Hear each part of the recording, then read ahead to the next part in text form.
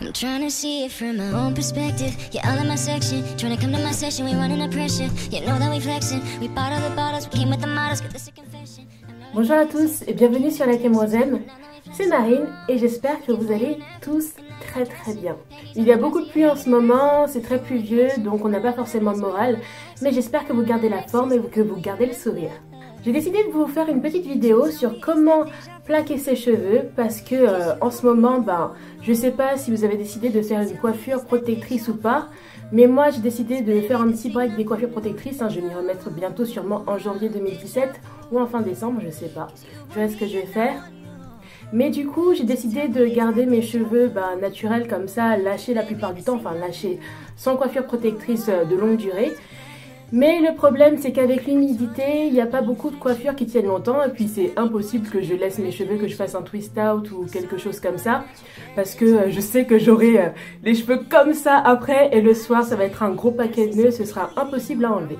Donc je fais généralement en ce moment des coiffures, des buns, des chignons comme ça. Et là j'ai voulu faire un chignon sur le côté comme ça pour changer un peu.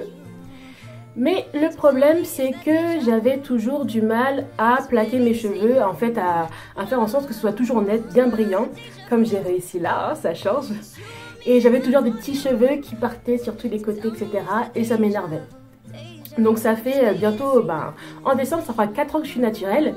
Et j'avais toujours des phases aléatoires. Lorsque j'essaie de plaquer mes cheveux, parfois c'était super, parfois c'était pas terrible. Et là, je me suis dit non Marine, c'est pas possible, il faut que tu trouves la solution. Donc j'ai fait quelques recherches et je suis tombée sur une vidéo de Fusion of Culture, je crois. Et je vous mettrai le lien de sa chaîne sous le i. Et du coup, j'ai trouvé cette vidéo et j'ai trouvé l'arme secrète grâce à elle pour avoir les cheveux toujours bien plaqués en toutes circonstances et réussir à dompter ces petits frisottis. Donc j'ai décidé de vous partager avec vous cette astuce parce que je me suis dit que si moi, j'ai ce problème là, je me suis dit que sûrement quelqu'un d'autre l'avait et j'étais obligée de partager avec vous. Donc l'arme secrète qu'il faut en fait pour réussir à plaquer ses cheveux, c'est ceci, une Denman Brush. Je parle beaucoup, je vais plutôt vous faire une démonstration et je vous laisse regarder la vidéo et on se retrouve dans ma salle de bain, ça faisait longtemps. Alors, je commence sur des cheveux détendus, twist out tout frais. Vous pouvez commencer sur n'importe quel type de cheveux, sur des cheveux humides ou quoi que ce soit. Je commence par humidifier mes cheveux, donc je vais juste mouiller mes mains et les passer sur l'avant de ma tête. Ensuite, je vais hydrater mes cheveux avec mon soin de chez Bumble & Bumble.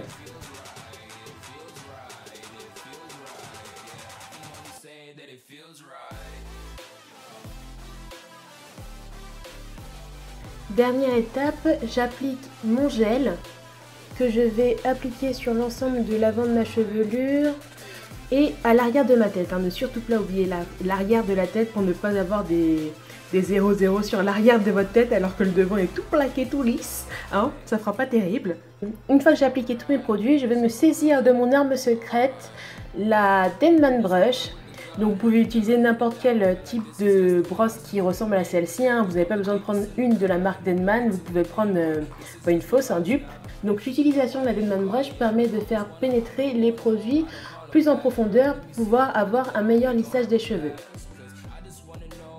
Une fois que vous avez lissé vos cheveux avec la Denman, vous allez passer avec votre brosse au poil dur, une brosse en poil de sanglier qu'on dit, pour faire le lissage final. Une fois que j'ai bien lissé tous mes cheveux, je vais les attacher sur le côté avec un élastique.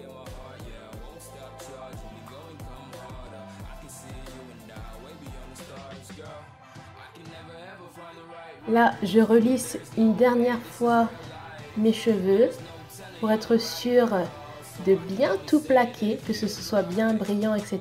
Vous voyez comme ça commence à être bien lisse.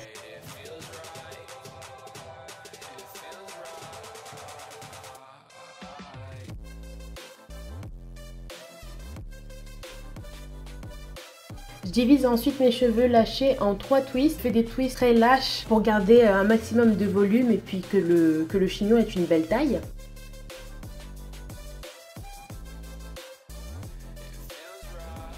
Et après, je vais utiliser des épingles pour arranger mes twists et faire en sorte qu'ils soient bien fixés à ma tête et faire une belle forme de chignon.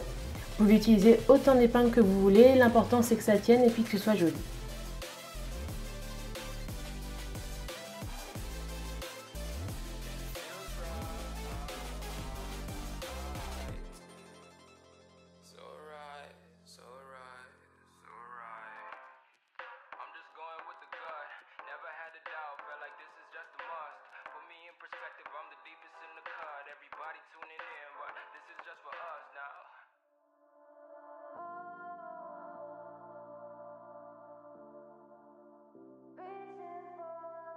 Une fois que je suis satisfaite de la forme de mon chignon, je n'ai plus qu'à mettre mon foulard en satin et aller me coucher.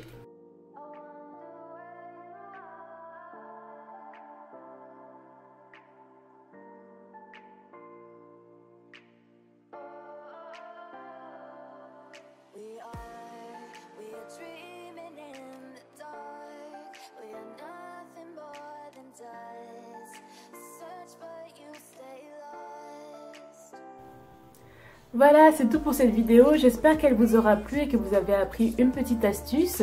Ou si ce n'est pas le cas et que vous connaissez déjà cette méthode, et ben j'espère que cette vidéo vous aura plu et que vous avez apprécié cette coiffure. N'hésitez pas à liker et à vous abonner pour nous encourager, puis à nous rejoindre sur nos réseaux sociaux, Instagram, Facebook. Allez voir le blog, nous faire un petit coucou. Commentez aussi, dites-nous quelle est votre coiffure protectrice que vous utilisez pendant ce temps pluvieux. Alors si vous n'utilisez pas de coiffure protectrice du tout, si vous faites des wash and go, quelque chose, comment vous coiffez-vous en ce moment pour braver la pluie? Voilà, je fais plein de gros bisous et à bientôt sur la Kemrosem. Myriam, 40e.